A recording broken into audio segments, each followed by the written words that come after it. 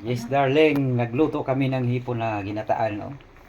Ito yung luto namin ngayon ni Annalyn, my baby loves. Yan. May malunggay, sitaw, kamatis. At ito na yung sili at saka yung hipon at saka yung kalabasa. Ang sarap. Yan, oh! Kaya, hintayin natin maluto. Dahil luto yan ni Annalyn yan. Si Hisley, busy sa kanyang assignment.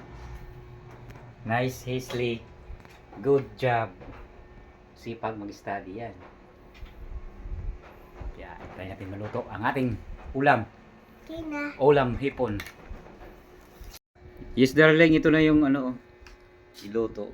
Hipon. Ang sarap nito. Kain na tayo. Tapos kunting kanin.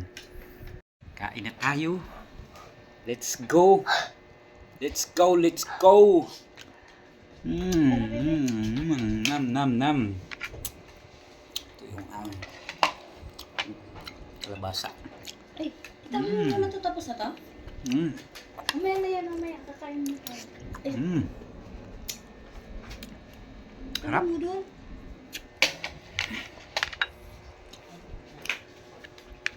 Ang hipon, oh. Ang hipon. Sarap anuhin. Sipsipin.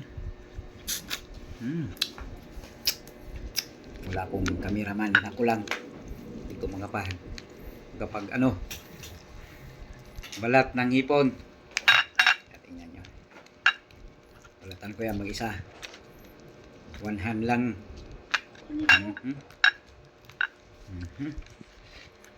Okay.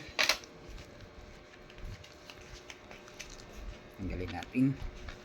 Tapos isaw-saw natin dito sa gata. Para masarap.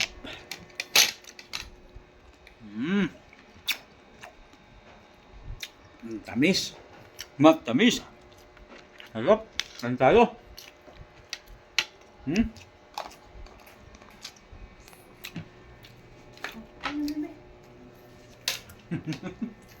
Mga ano ko.